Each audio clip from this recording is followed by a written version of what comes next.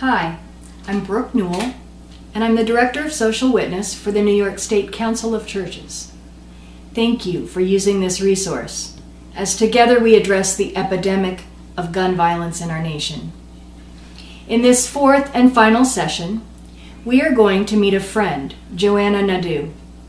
Joanna worships at Emmanuel Baptist Church in Albany, New York. Joanna is going to share with us how gun violence has touched her own life and helped shape her call as an advocate for change. Hi, Joanna. I appreciate that you are willing to talk a bit about your own life experience as it intersects with the issue of gun violence. And if you would be willing to tell me what happened and how are you doing, and how does that speak to your need to advocate for change? Sure. Well, I'm reaching back a little bit in my history to my time as a college student. I was at Haverford College, which is a Quaker school, and was there as a freshman and made friends with a girl named Laura who was on my hall in my freshman year.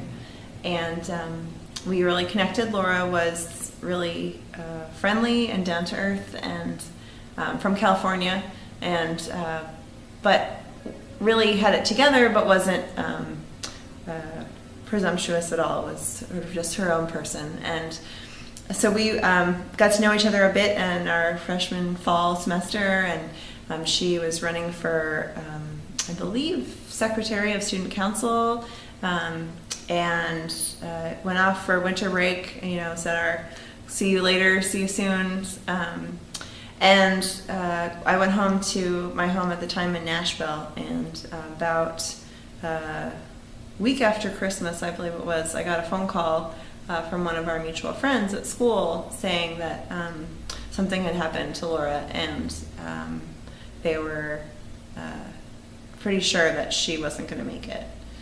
So Laura had been volunteering at a psychiatric outpatient facility in California at home when she was there over the break, and she worked as the front desk receptionist. And so apparently one of the clients there had basically a psychiatric episode and came in with a weapon into the facility looking for, just general retribution.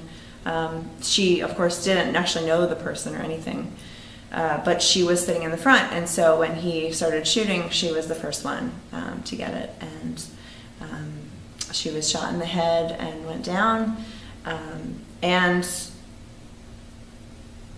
that experience, that moment of sort of the abruptness of it all being taken away from her and from her family was really, I think, the biggest shock. But it was also just hard to have this friend who I'd just been getting to know and connecting with at school, and have her sort of vanish from my life. So we all came back to school in January to deal with what life would be like and how we would deal with grieving. Her parents were really good. They were really communicating with us as her friends, and they got involved in the trial of her, the man who killed her, and they actually petitioned the court and said that they would prefer the court consider him, that they consider his mental health, and that they not give him the death penalty, because to their mind, what would honor her would not be taking another life. It didn't make sense to sort of continue that cycle of violence. And that was really striking, of course, to all of us as well, where, we're in college, we're high-minded, thinking great thoughts about the world. In theory, you would say, oh, of course, this is the right thing to do, but for someone's parents that are looking at the loss of their, 19-year-old blossoming with potential daughter that's just been ripped from them, for them to be able to see that kind of compassion and that, I guess, morality and the ethics of it was just impressive to us as well. And one of the things we did is we created a garden on campus and put a bench that was overlooking the pond where she would like to sit, and did various things to sort of honor her memory. But I think the hard part for me was that she was out there trying to do something to help people, and also the person who committed this horrible crime was also, I'm sure in their own way, trying to make sense of the world. I mean, they were not well, and the fact that they were able to get access to a gun and show up in a mental health treatment. I mean, this isn't even like a public place. This is like a place for caring and for helping. To show up there and hurt the people that are there and help them, it just speaks to me to the fact that there's something wrong with the system, where people that are so troubled have access to a weapon that can ruin lives in an instant. Both sides. I mean, lives on both sides were ruined. So I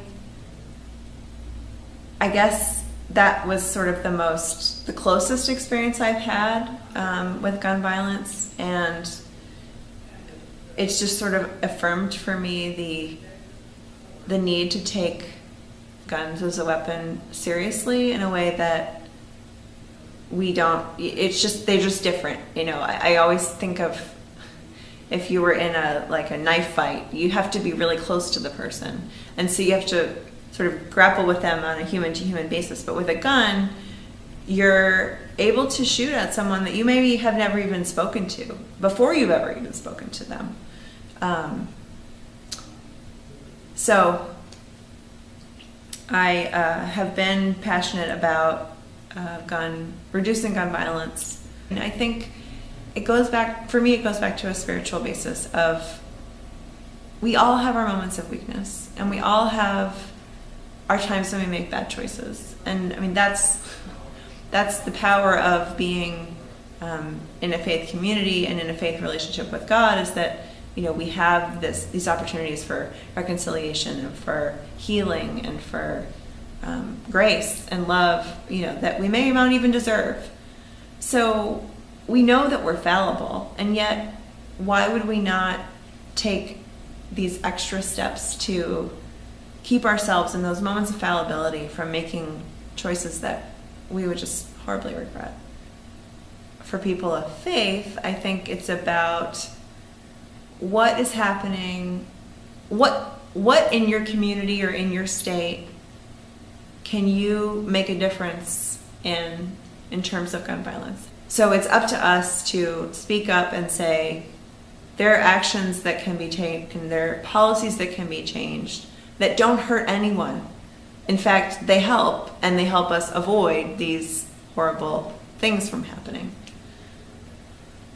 So I think thinking about taking action, advocating, educating yourself about these issues. I think I found that I learned a lot about the issues by just spending a day learning about the statistics of gun violence and the policies that are being discussed. There's a lot of great suggestions out there for policy. But I think at a heart level, just for people to understand that we are all fallible, and it's up to us. We belong to each other. We have to take care of each other, and this is a part of that. Joanna's story touches on so many of the complicated and interrelated problems fueling gun violence in our nation. What about Joanna's story touched you the most? Having heard Joanna's story, has your mind changed about gun violence or gun laws in our country?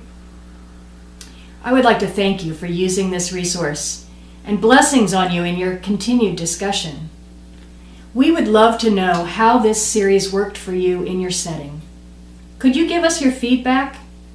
Does the series need more questions, more of something else? I would be happy to visit with your congregation to discuss any of the issues addressed in our social creed. The social creed is available on our website, www.nyscc.org.